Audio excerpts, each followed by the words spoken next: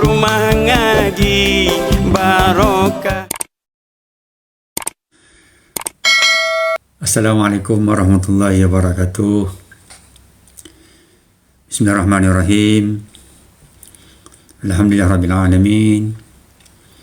Wassalatu wassalamu ala asyrafil anbiya'i wal mursalin wa ala alihi washabihi ajma'in. Rabbi shrah li sadri wa yassir li amri wa hlul 'uqdatam min lisani yafqahu qawli. Subhanaka la ilma lana illa ma 'allamtana innaka antal alimul hakim. Qul in kuntum tuhibbuna Allaha fattabi'unikum Allah wa yaghfir lakum dzunubakum wallahu ghafurur rahim wa la haula wa la quwwata illa billahil aliyyil azim. Syukur dapat lagi kita bersama pada pagi Jumaat ini, insya-Allah. Hari yang penuh pagi pula petang.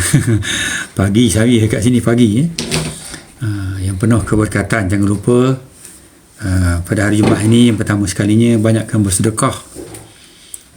Dan masih sempat lagi sebelum maghrib nanti, dia masih lagi dianggap hari Jumaat. Jadi siapa yang belum bersedekah, berinfak, berderma, maka sempat lagi lah untuk buat salah satu daripada ibadat yang dituntut. Yang keduanya berselawat ke atas Nabi Muhammad sallallahu alaihi wasallam. Sallallahu alaihi Muhammad, sallallahu alaihi Muhammad, ataupun Allahumma salli ala sayyidina Muhammad, tak apalah. Yang penting berselawat lah. Dan selawat itu sebanyak-banyaknya lah. Setakat yang kita boleh buat selawat banyak, kita selawat banyak.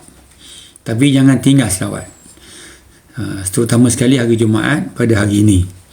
Cumanya hari ini di Malaysia waktu petang dah penghujung Jumaat. Tapi masih hari Jumaat. Hari Jumaat ni dikira selepas asar waktu hari Khamis. Selepas asar hari Khamis tu dah dikira Jumaat. Para ulama dia memanjangkan hari Jumaat. Selepas asar itu dah dikira Jumaat. Sebab itu kalau orang meninggal lagi hari Khamis tu selepas asar, dia tak dianggap meninggal pada hari Jumaat. Jadi sebaik-baiknya kita melakukan dua perkara tersebut, iaitu bersedekah dan juga berselawat kata Nabi Muhammad sallallahu alaihi wasallam. Kemudian alhamdulillah hari ini kita bersama-sama lagi bersyukur dapat bersama pada petang ini, dan saya mengucapkan setinggi-tinggi terima kasih kepada yang hadir, yang join, yang like dan sebagainya, yang share ataupun yang dapat meluangkan masa. Alhamdulillah, bersyukur.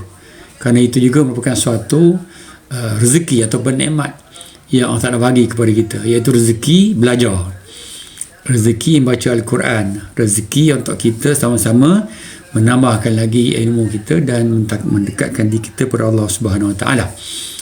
Jadi insyaAllah pada pagi Jumaat ini seperti biasa kita akan cerita tentang Al-Quran. Memanglah pada asalnya kita nak belajar Al-Quran secara talaki gitu, atau baca Quran, tapi tidak begitu sesuai dan juga menempati kuliah kita begitu. Jadi kita baca Al-Fatihah. Kita selesaikan Fatihah dulu. Baik, mari sama-sama kita baca surah Al-Fatihah, kan? Al-Fatihah. A'udzubillahi minasyaitonir rajim.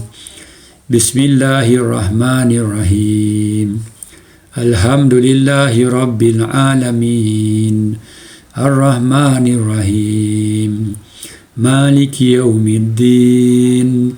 Iyyaka na'budu wa iyyaka nasta'in. Ihdinas siratal mustaqim. Siratal ladzina an'amta 'alaihim ghairil maghdubi 'alaihim waladdallin. Amin. Kan, alhamdulillah. Kita mulakan kuliah kita pada pagi ini, petang ini, dengan baca surah Al-Fatihah, insyaAllah. Baik, beberapa minggu yang lepas ataupun minggu-minggu lepas kita membincangkan tentang kenapa namanya surah Al-Fatihah dan berapa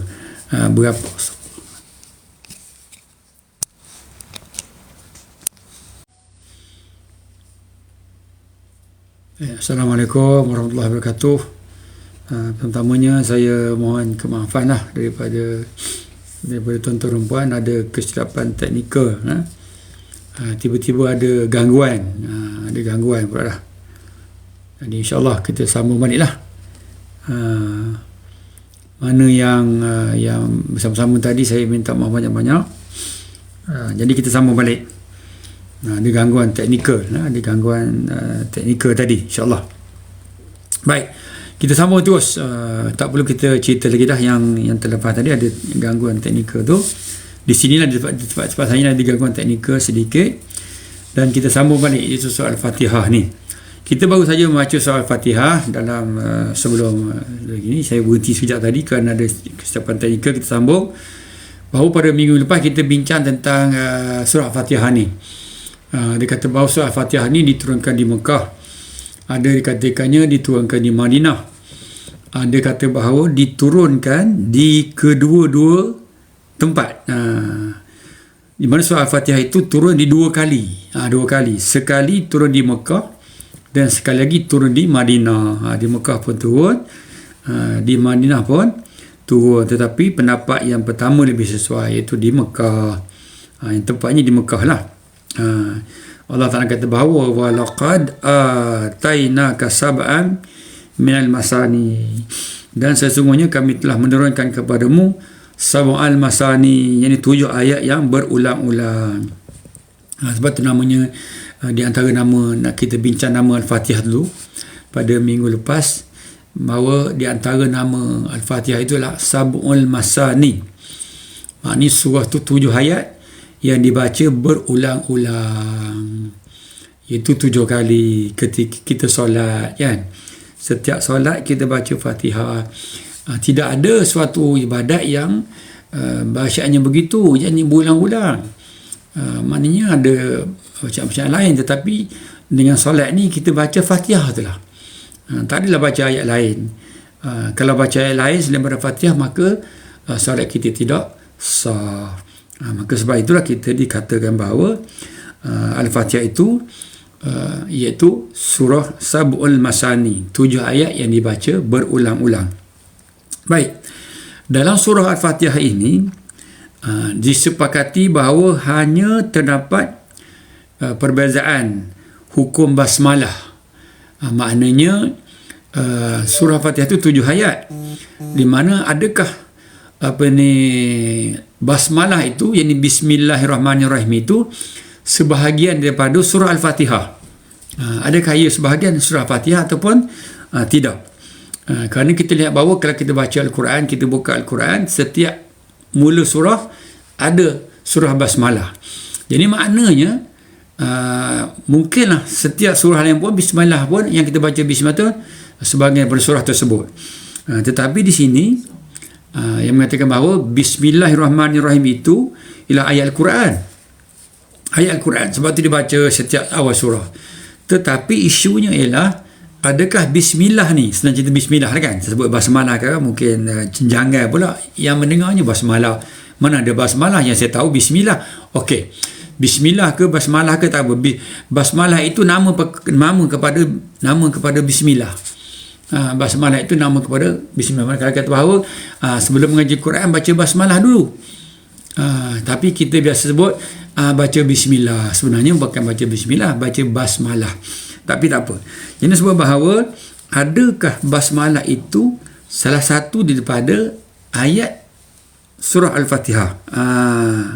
Kerana dia duduk di awal surah, di awal Al-Fatihah kan.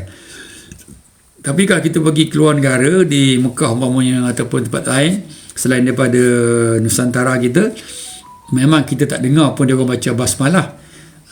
Kalau imamnya jadi imam baca hari itu, jadi imam, kita tak dengar pun baca basmalah. Kita dengar tu Alhamdulillah. Okey, itu semua pandangan ulama sahaja. Kenapa? Kerana ada mengatakan bahawa pada awal surah Fatihah, sebagaimana kebanyakan ulama, yang ini para qurra' fuqufah. Qurra' tu maknanya ahli bijak pandai Quran. Qari tu ahli bijak pandai Quran daripada Kufah. Pada ketika itu Kufah, zaman Rasulullah tu, zaman sahabat tu, lepas Rasulullah tu, pada zaman sahabat tu ada satu tempat namanya Kufah. Kufah itu tempat para ahli ulama bersidang kat situ. Jadi kita bahawa berpendapat dan juga sebahagian para sahabat dan juga para tabi'in, ahli Kufah, ahli Madinah, para sahabat dan para tabi'in. Dia mengatakan bahawa yang menjadi isunya ialah perbezaan pendapat berkenaan dengan basmalah. Gitu.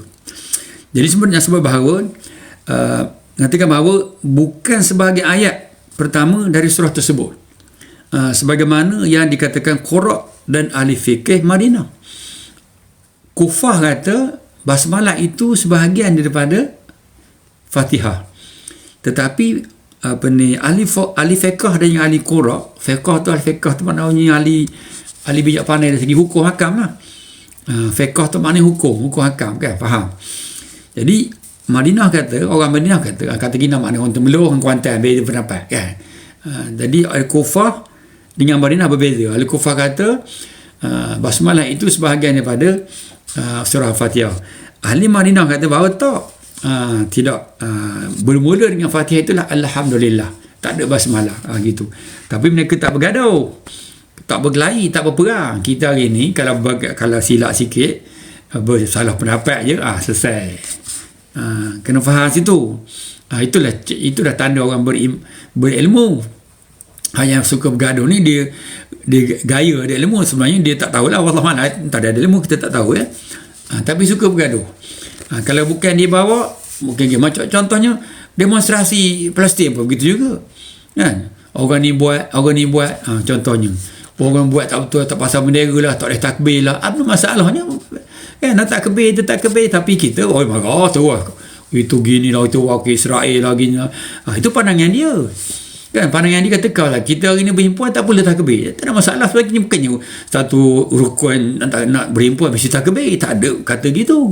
Tapi kita jangan tempat kita ni kan, tempat kita kalau lahir sikit je orang lain bawa terus kapis lalu kan. Takbir buat bendera tak ada, bukan satu rukun. Kalau kita nak berhimpuan lawan kita sokong Palestin mesti bawa bendera Palestin, tak, bukan rukun, sebabnya dia bukan satu ibadat yang khusus kan. Tapi kita tak mudah lah, keluar media sosial lah, keluar TV lah, keluar itu macam-macam.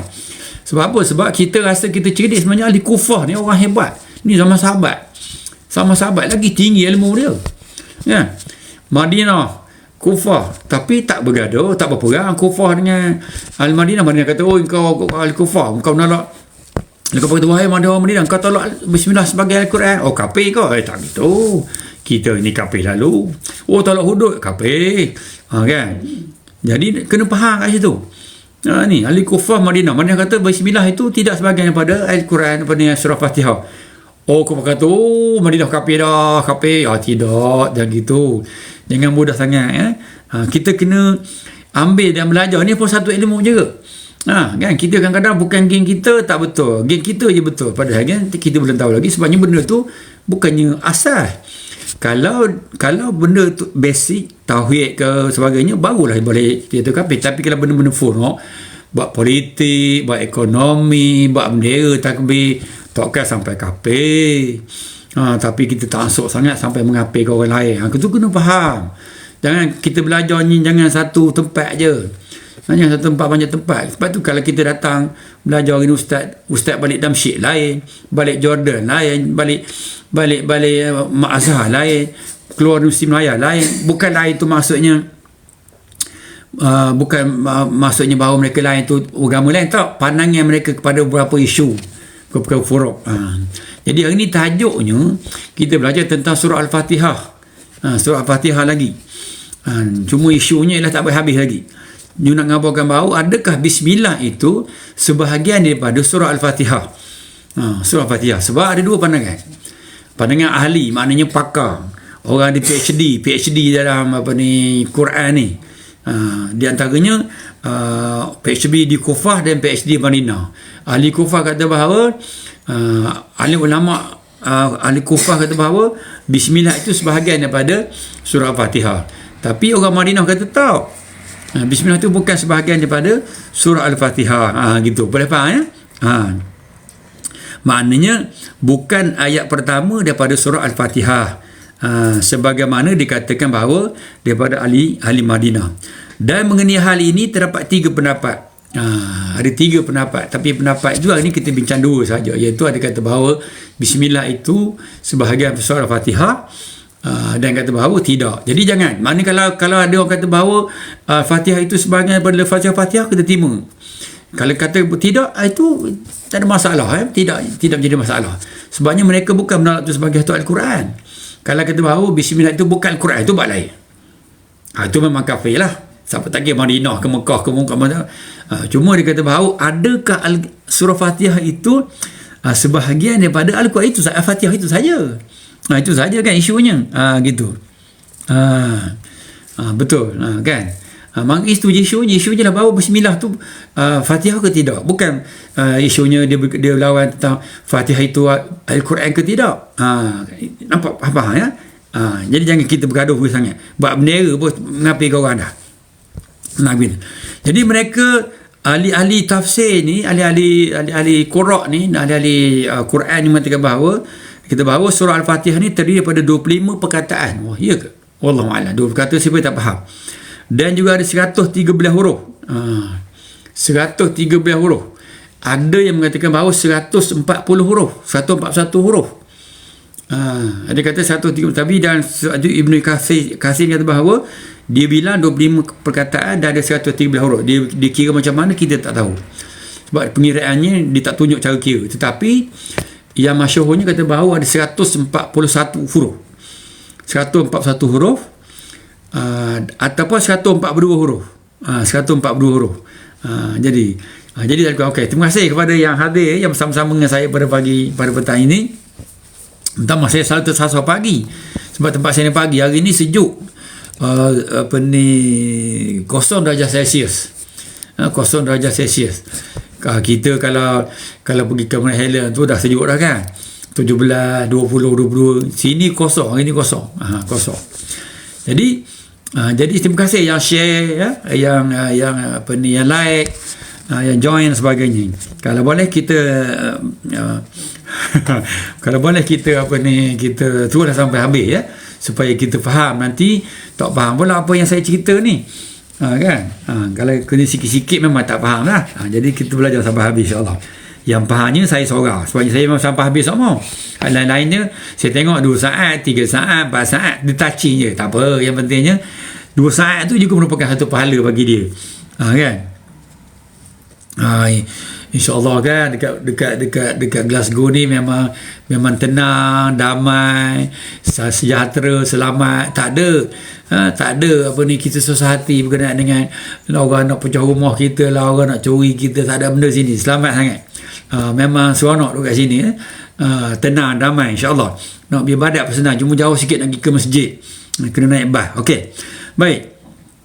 Kemudian Al-Bukhari mengatakan bahawa, semula saya pergi tadi 141 dengan 142. Kenapa bercanggah sikit situ? Kerana ada yang baca Maliki Yaumiddin. Makna Maliki Yaumiddin tu pendek satu harakat. Tapi kalau Maliki Yaumiddin makna satu alif kat situ.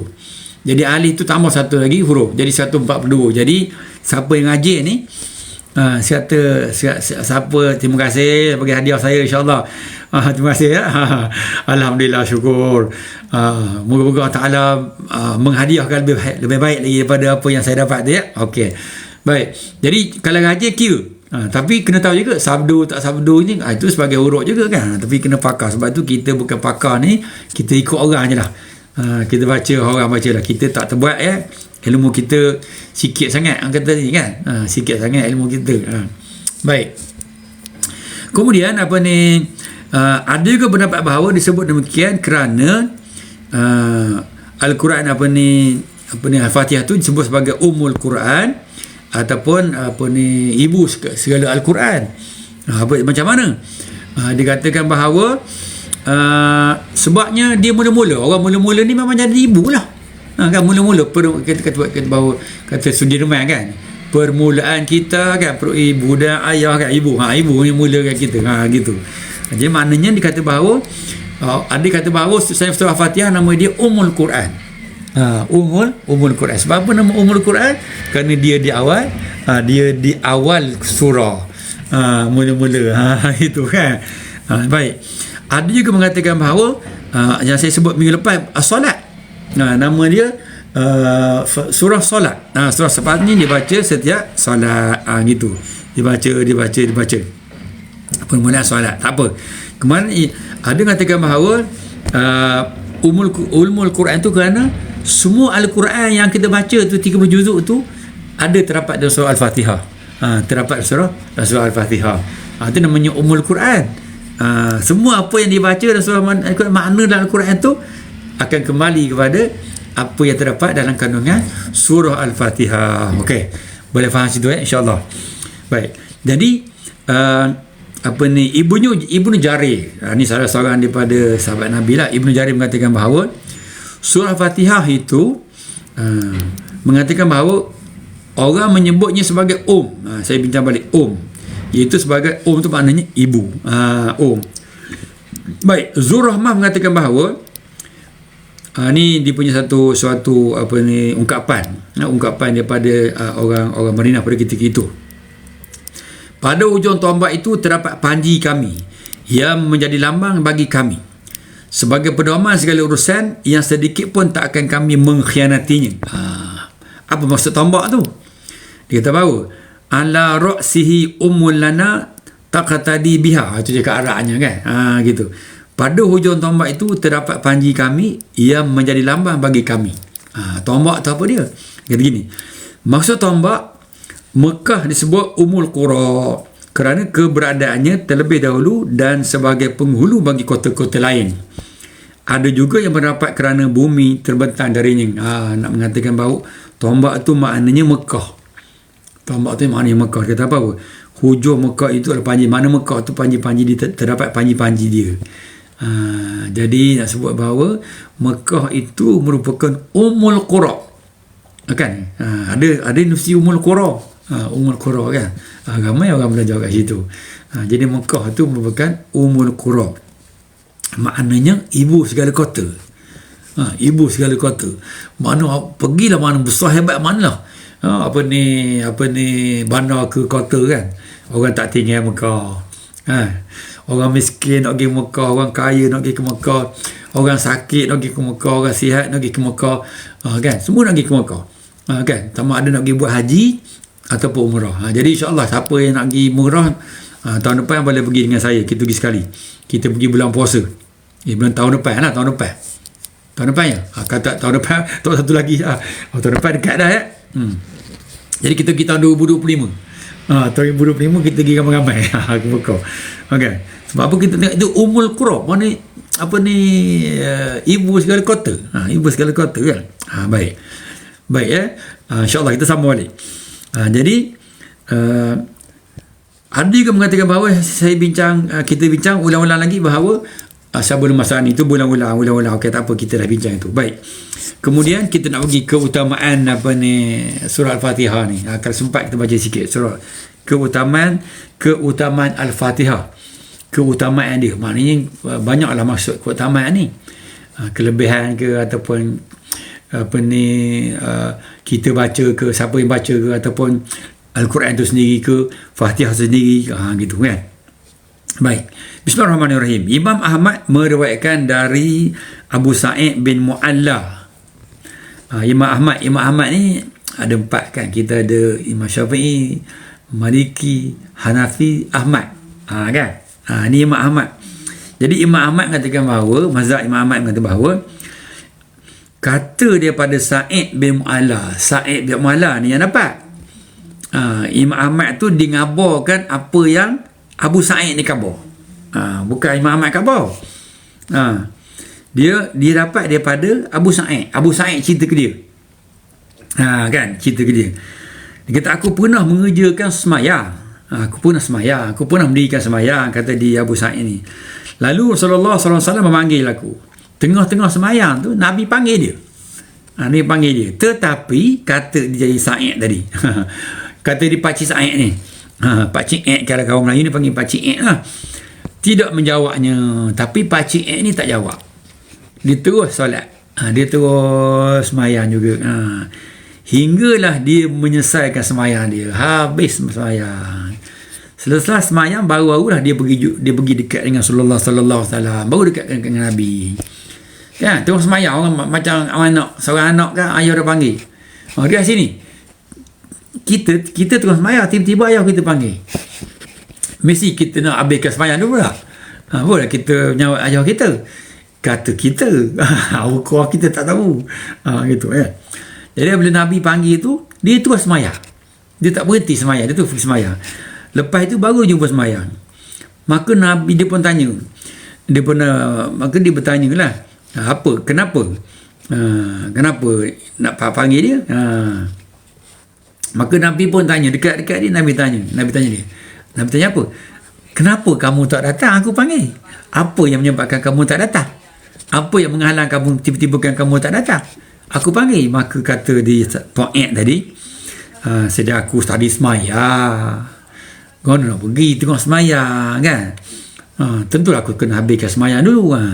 Maka aku semayang tadi. Maka Nabi pun kata, bukankah Allah Ta'ala telah berfirman? Oh, Nabi tu baca Quran. Aduh, sebab sahabat orang semayang. Maknanya bukan semua Nabi ni pakai Al-Quran. Tengok orang. Kalau orang tu bukan Islam ataupun orang tu jahil, orang tu tak tahu benda, takkan baca Quran juga, tak guna baca Quran. Tapi orang ni orang kaki semayang. Orang kaki semayang mesti baca Quran. Maka Nabi kata, ya ayyuhallazina amanu stahibbullah walir rasul iza da'akum lima yuhbikum. Lima yuhyikum. Wahai orang-orang yang beriman, penuhilah seruan Allah Ta'ala dan seruan Rasulnya. Apabila Rasul menyerumu kepadamu, maka berilah kehidupan kepadamu. Nabi kata bahawa, Allah Ta'ala kata bahawa, wahai orang beriman, penuhilah seruan ataupun suruhan. Seruan kan panggilan. Seruan panggilan lah. Panggil Allah Ta'ala dan panggilan Rasulnya. Kita naklah kita memenuhi panggilan Allah Ta'ala dan panggilan Rasulullah. Allah Ta'ala panggil apa? Allah Ta'ala kita contohnya, hayya ala solah. Allah Ta'ala panggil semayang. Kita kena semayang lah. Allah Ta'ala panggil kita semayang. Maka kita penuhi. Mesti kita kerjakan. Mesti kita ikut. Kita tunaikan. Dan juga seruan Rasulullah SAW. Tambah lagi. Bila Rasul kamu menyuruh kepadamu, maka berilah kehidupan kepada. Maknanya kalau Nabi panggil, ikutlah. Walaupun tengok semayang tadi, kalau kita faham tadi, kalau Nabi panggil, kena pergi. Maknanya kita kena batalkan semayang kita. Kalau kita nak pergi, nak menjadikan hukum, bila ayah kita umpamanya, gitulah hukumnya. Tapi ayah kita bukan Nabi, bukan Rasul, bertangguh. Tapi nak ngabarkan bahawa kalau Nabi panggil, walaupun tengok semayang, kena datang, kena pergi dekat dia. Dan setelah itu Nabi pun bersabda, kata di poin tadi, poin yang kata apa? Aku akan ajarkan kepadamu satu surah yang paling agung di dalam Al-Quran sebelum kau keluar daripada masjid ini. Tu rupanya Nabi panggil poin tadi, dia nak ajar. Abu Sa'id tadi dia nak ajar satu apa dia? Satu Al-Quran yang agung, kata. Aku nak ajarkan kau suatu surah yang paling agung. Kita kan, kalau kita raja-raja, sultan-sultan, ada lagi paling tinggi agung. Agung tu habis lah, nombor satu lah. Tak lawan lah agung ni. Yang paling agung, yang paling besar, yang paling hebat. Jadi rupanya Nabi kata bahawa dia panggil Abu Sa'id tadi, nak ajar pada Abu Sa'id ni suatu surah yang paling agung di kalangan surah-surah Al-Quran yang ada tu. Ada berapa surah Al-Quran? 114 surah. Ada 114 surah tu, Nabi kata bahawa dia nak ajar satu surah yang paling agung. Yang paling agung. Nabi kata yang paling agung. Aku nak ajar satu surah yang paling agung. Kemudian bagi dia menjawab. Kemudian kata di apa ni, dia kata Abu Sa'id tadi, benar dan benar. Kemudian Nabi baca apa? Nabi baca Alhamdulillahirabbil alamin. Di mana Nabi kata bahawa Alhamdulillahirabbil alamin itu adalah Sab'ul Masani dan Al-Quranul Azim yang diturunkan kepadaku. Nabi kata bahawa itulah surahnya. Jadi sampai situ dulu, tak sempat kita nak habis. Jadi nanti kita ulang semula apa maksud yang dikatakan oleh Rasulullah SAW. Sab'ul Masani Alhamdulillahirabbil alamin itu. Jadi saya minta maaf banyak tuan-tuan dan puan, sampai situ dulu kita pada petang ini. pada petang ini. Itu saja yang ada kesempatan untuk bersama-sama. Moga-moga sedikit yang kita share tadi, yang kita bincang tadi, ada manfaatnya. Jadi insyaAllah setiap hari Jumaat kita cerita tentang ni. Kita cerita tentang surah Fatihah sampai kita khatam Fatihah dulu. Nak khatam Quran lambat lagi, kita khatam Fatihah dulu. Kita duduk baca dalam surah dan semayang-semayang, tapi kita tak tahu kenapa namanya Fatihah, ada apa keutamaan dia dan sebagainya. Wallahualam, insyaAllah. Minta maaf banyak kalau apa ni ada kelang kabut sikit kan masalahnya. Jadi insyaAllah hari esok kuliah saya tak ada, kerana saya pergi ke satu tempat namanya Loch Ness. InsyaAllah hari Ahad ada balik. Isnin insyaAllah kata diizin Allah Ta'ala. Dan kita jumpa lagi pada minggu depan membicarakan tentang Al-Quran. Wallahualam. Minta maaf banyak-banyak lagi sekali. Saya mendoakan semoga tuan-tuan dan puan semuanya diberikan kebaikan, kebahagiaan, dipermudahkan segala urusan, dikabulkan segala doa, dan insyaAllah dijauhkan susah kepayahan, dirahmati Allah Ta'ala. Dan saya doakan tuan-tuan semua dimasukkan Allah Ta'ala syurga tanpa hisab. Wallahualam. Aqulu qawli haza, astaghfirullah li wa lakum. Wassalamualaikum warahmatullahi wabarakatuh. Rumah Ngaji Barokah.